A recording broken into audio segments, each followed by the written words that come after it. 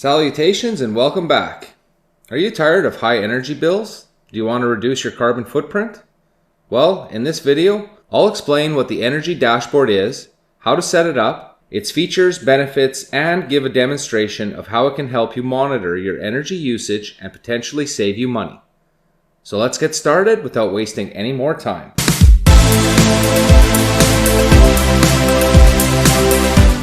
The Home Assistant Core 2021.8 update introduced the Energy Dashboard. It's a powerful and effective tool that enables you to track and evaluate your energy usage. With the help of this tool, you can monitor not only your use of electrical grid power, but also your use of batteries, solar panel, gas, and water. You can take action to lower your energy costs and environmental impact while tracking your progress towards your energy saving goals by identifying the equipment or appliances that use a lot of energy. Additionally, the Energy Dashboard can assist you in making informed choices regarding the replacement or upgrade of devices or appliances to more energy efficient ones, which will ultimately result in lower energy costs and a smaller carbon footprint. You can find all of my research sources in the video description, allowing you to independently check any of my conclusions and learn more about them yourself. Before we continue with the video, I'd like to take a quick moment to ask for your support. Creating content like this takes a lot of time and effort, and your support motivates me to continue to make more videos. I recently just passed 2,000 subscribers, and I can't believe it. I didn't think that I would ever reach 100, never mind 2,000. And I thank you guys so much for that. Now, there are several ways that you can support my channel. The first is to like this video and subscribe to my channel if you haven't already. This helps me to reach a larger audience and create more content that hopefully you find valuable. Secondly, you can share the video with others who you think would find it helpful. This also helps to grow my channel and reach more people who can benefit from the information I'm sharing. Lastly, if you'd like to support my channel financially, you can do so by checking the links in the description below. Any support you can offer is greatly appreciated and helps me to continue to create high quality content that I hope you love. Again, thank you for all your support and watching all of my videos. Now let's get back to the Energy Dashboard and how it can help save you money. Before we dive into setting up our dashboard, let's take a moment to clarify the difference between power and energy. Energy is the total amount of work that can be done, while power is the rate at which work is done. Think of it like filling a bucket of water. The energy is the total amount of water that can be stored in the bucket, while power is how quickly the water is flowing into the bucket. So in other words, leaving a 100-watt light bulb, how fast we're pouring the water, on for an hour, total water stored, uses 100 watt-hours of energy. Understanding this distinction is important when it comes to monitoring and managing your energy usage with the Energy Dashboard. With that in mind, let's continue. To use the Energy Dashboard, you will of course need Home Assistant and the Energy Dashboard integration. But most importantly, you will need either a smart meter or some other energy monitoring device. This device can be any energy monitoring hardware that integrates with Home Assistant. It can even be a power monitoring device, like from the video I recently did on power monitoring, which should be popping up now just over here. I just updated it so that the YAML config now outputs an energy entity that can be used on the dashboard. Once you have all these components, we can configure the Energy Dashboard by adding these energy sensors or entities to our dashboard and then customize it to your own preferences. If your dashboard is not showing up on the sidebar here, make sure you have not removed the default config from your configuration YAML. So you can get to that either with the file editor or with Studio Code Server. So we'll just use Studio Code Server to show. And in your configuration.yaml, this is the default config. If you don't have that for whatever reason in your setup, to get the Energy Dashboard, all you have to do is put in energy and then semicolon. Oops. But that would be at the baseline. Just like that. So again, if your default config is not in there for whatever reason, then you would put in energy here. And this will manually add the integration.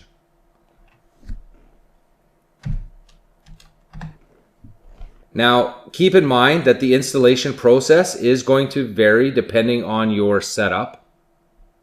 And I will do my best to explain in further detail in the demo. However, the general process involves adding devices to your energy dashboard and then configuring them. Okay, so let's touch on a few key features. The energy dashboard provides an easy-to-use interface that shows your energy usage in near real time. This main screen displays our energy use graph, and we have several tabs along the top here. Let's just make this a little bigger. So the main screen displays your energy use graph, as I said, and there are several tabs along the top that allow you to see data by either day, week, or month. With these, you can adjust the time period that is displayed on the graph, and you can also see how your energy usage compares to previous periods. So how that works is right now it's got day selected. So if I hit compare data, it's comparing today with yesterday. And same thing, if I go over to week, it's going to compare this week compared with last week. And same thing with month and year. If you want to get it off of the compare data, you can just either hit the X, or if you are in there, you can just click on this compare data and it will go back to your energy use graph. The energy dashboard can estimate your energy costs based on tariffs, which can help you predict your energy bill and identify areas where you can save money. And speaking of tariffs, you can manage them by setting up different tariffs for different times of the day, or even based on consumption. Now, tariffs do take a bit of work to set up, but we will go through that. And the dashboard will automatically calculate your energy cost based on your current tariff. So we can see here in this demonstration, I am tracking the costs. This is just set up to see a toaster being used every day. In addition, the dashboard can also provide you with data on individual devices, allowing you to see which appliance or activities are using the most energy and adjust your usage accordingly. You can even schedule energy consumption based on solar production forecasts. Home Assistant is also vendor neutral, meaning there is no vendor lock-in. It can operate with any device or service that allows you to retrieve the data. And with all this data, you can reduce your overall energy consumption and save money. So using the energy dashboard can provide numerous benefits, with perhaps the most significant being the data it provides. As someone who loves data, I find the graphs and charts offered by the dashboard can reveal a great deal of information about your energy usage. By monitoring your energy usage with the energy dashboard, combined with individual power monitoring, you can identify areas where you can save money on your energy bill, or you could even detect when a device is not functioning correctly. And this analysis is referred to as energy usage patterns. So for instance, you may discover that a particular device's energy use spikes at a specific time of day. So armed with this information, you can investigate the reason behind the spikes and then take any steps such as adjusting your energy usage or replacing a faulty device to reduce your energy consumption. Okay, so I'm going to load up my production instance, and for my hot tub in the power monitoring and not energy monitoring, we'll just click on it and we'll go show more. So what we can see here from this graph for my hot tub is that there is a definite pattern, and we can see that from this graph alone, these little spikes here is my pump kicking on and cycling the water.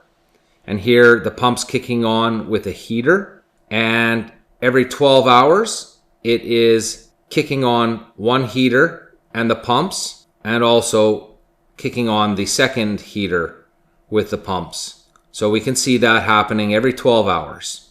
Now here, this little spike here, that's outside of the pattern. I know that at this point in time, someone was using the hot tub, but now you can see just from looking at this graph, I can see if I have a problem with one of my pumps or one of my heaters, and I can automate around that knowing this information. Or just simply coming in here and looking, I can know if there is a problem or not. As far as my energy dashboard, so in this setup currently, I am just monitoring a few individual devices. I do plan on adding my whole home consumption and still individually tracking some individual devices. So here we can see my costs, how much power or how much energy, is being used by my hot tub, my dryer, my washer. Okay, so let's get into the demo. As you saw in my production server, right now I am not monitoring my whole home. I'm only monitoring certain devices. But if you want to monitor your whole home, you can do that. And I'll just load up a page here. And that is the utility meter helper. So they give a little warning that says that when you first set this up, it says the first cycle for each sensor will be incomplete. So if you are tracking daily usage, the first day obviously is not going to be accurate. It won't start to be accurate till the next day. And if you are tracking by month, it's not going to start being accurate until the next month after being added to Home Assistant. So you can click the Add Integration right from this page. They also list the manual ways to set up the helper. And then they give you all the information that you need about the helper. And they even give you the YAML configuration if you don't want to add it via the graphical user interface.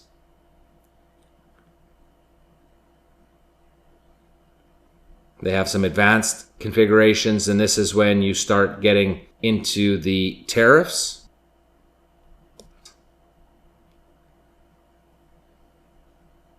So depending on your tariffs, here they're showing a template sensor to track when the energy is off peak or on peak.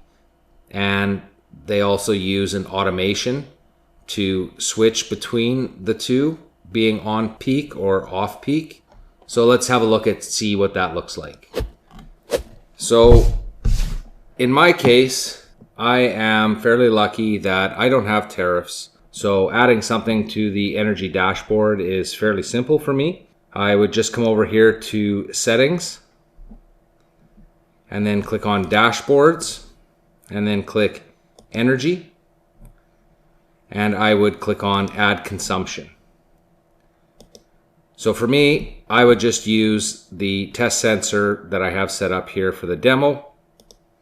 And I would use a static price and I would enter that price in. However, if you have tariffs, you're going to have to look at your bill and see what your electrical company is charging. Typically, it's a peak and an off-peak rate. However, those rates can be based on time of day. They can also be based on consumption. So once you hit a certain kilowatt hour, then it changes over to a new rate. In either case, the best way for us to handle this is with the utility meter helper. And we can see here that they note that they say that depending on the billing cycle or the cycle that you choose for your sensor, whether it be a day or whether it be a month, and more than likely it will be a month, that the first day or the first month is not going to be accurate, and it won't become accurate until the next month.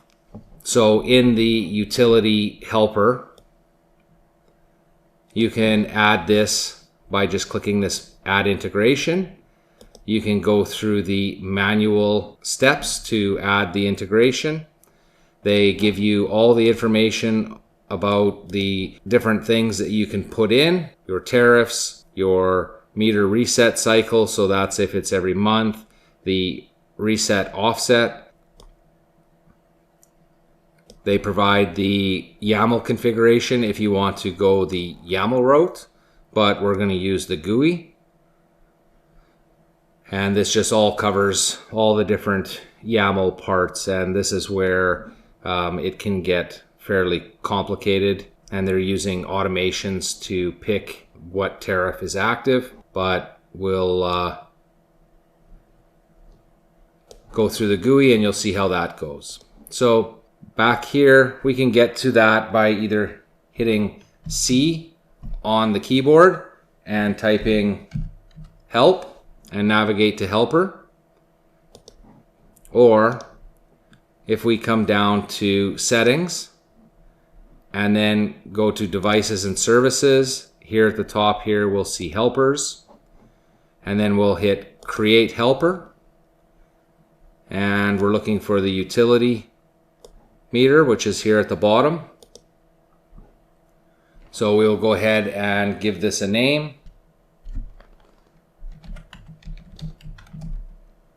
So we'll just call this electrical grid energy.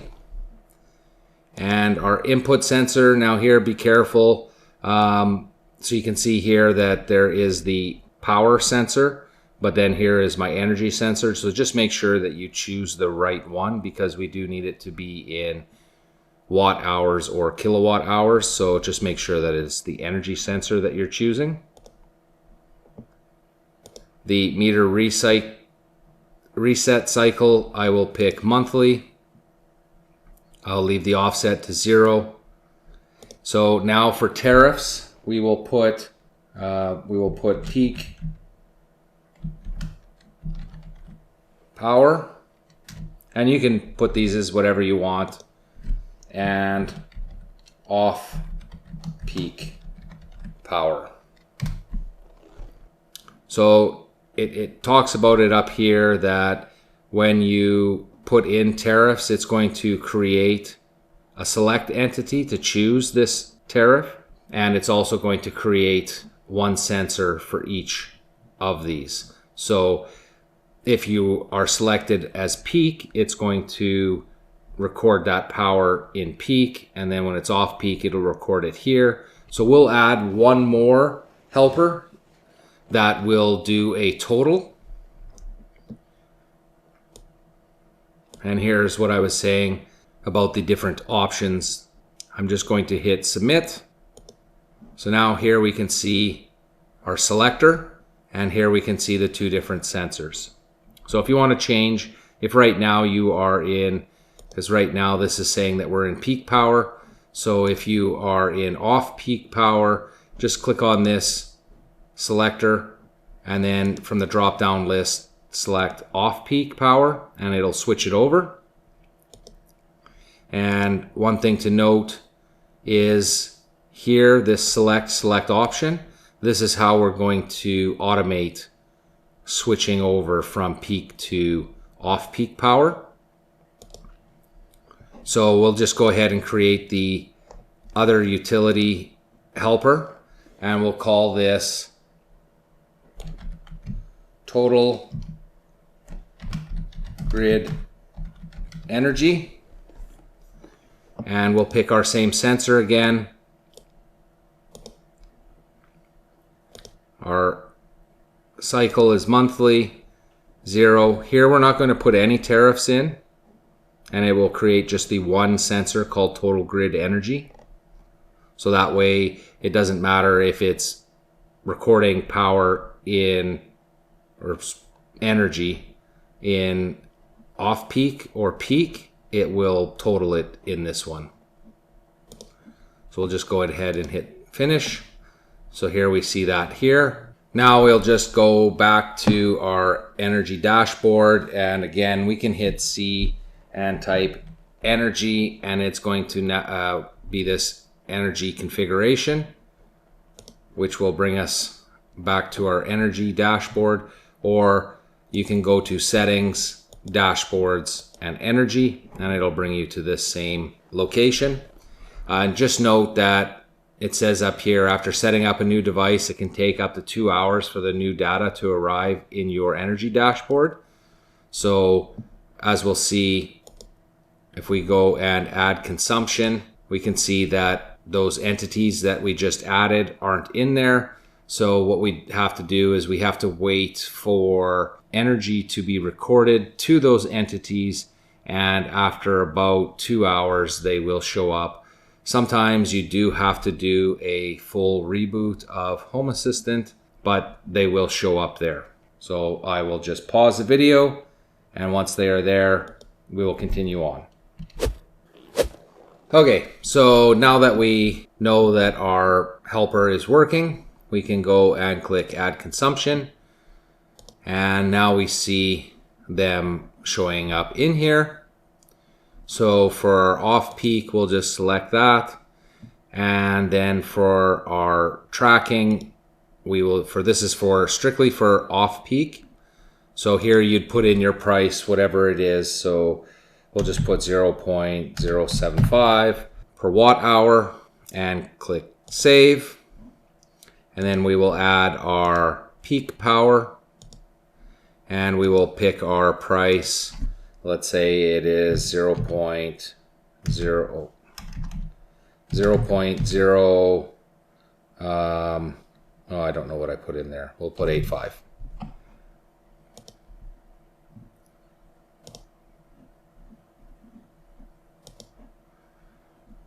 So perfect. So now if we go back to our energy dashboard, as I was saying, it's going to take a while before you get your graph. But we see our sources, our off-peak and our peak power. But how do we change between these? Well, as I kind of said, what we're going to use is an automation. So if we go to Settings, Automations, and then we hit Create Automation, we're going to create a new automation. The trigger, so if it's based on time of day, you'll select time. If it is based on a value, we're going to base it on a numeric state. And the entity is going to be our off-peak. There it is. We're not going to worry about the attribute, but let's say it is above 1,000. Then we're going to add an action, and this we're going to call a service, and that service was, as we saw, it was select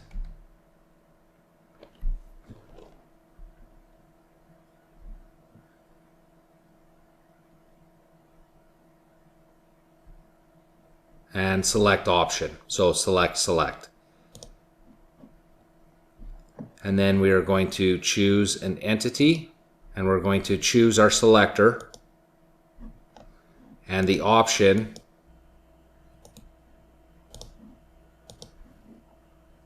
sorry about that.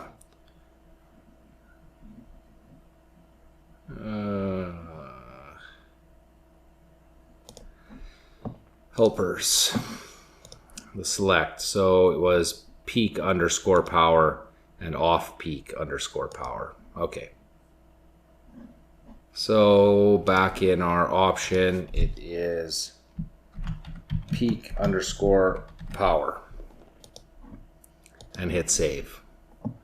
And this we're going to, you can give it a name, and that's peak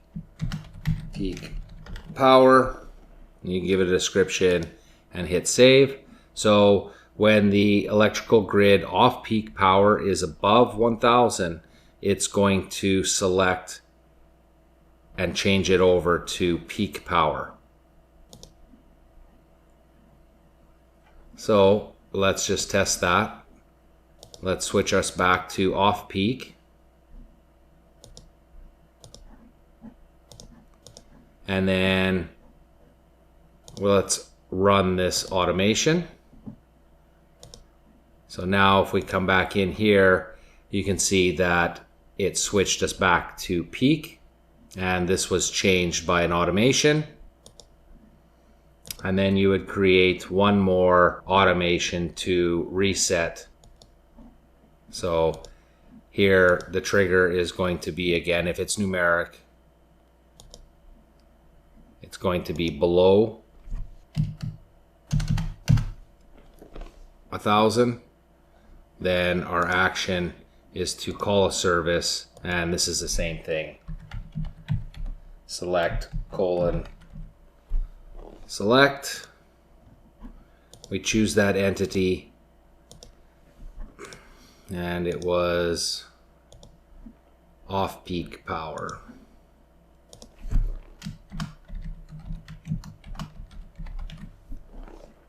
And hit save. And this is to pick off-peak power.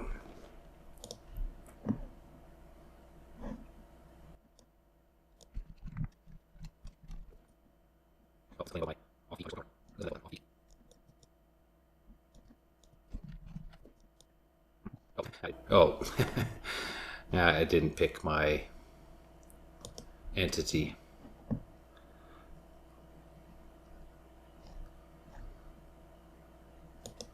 So this is when our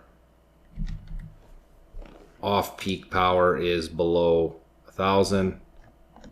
It's going to, because this is going to reset at the end of the month. And there we go. So again, right now we are in peak. And if we run our off-peak, we see that it selected it to off-peak. So there you have it. That's how you can manage your tariffs with a couple of automations and a couple of helpers. One other thing that we can add to our energy dashboard is the total power, but just be careful because this is going to give you a total of these two. So if you just want to see it at a glance, you can add it to the individual devices here.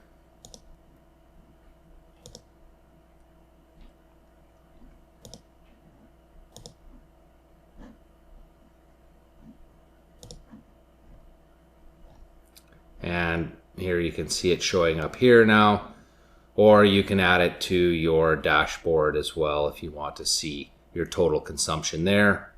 So in conclusion, the Home Assistant Energy Dashboard is a powerful tool that can help you save money on your energy bills and reduce your carbon footprint by monitoring your energy usage in near real time, and by using power monitoring to look at graphs. You can identify areas where you can save money and make informed decisions about your energy consumption.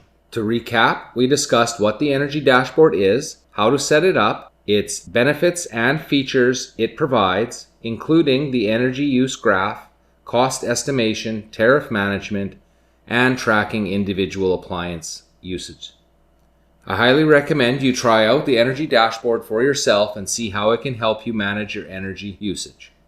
It's a great way to take control of your energy consumption and save you money and have fun in the process if you like data like I do.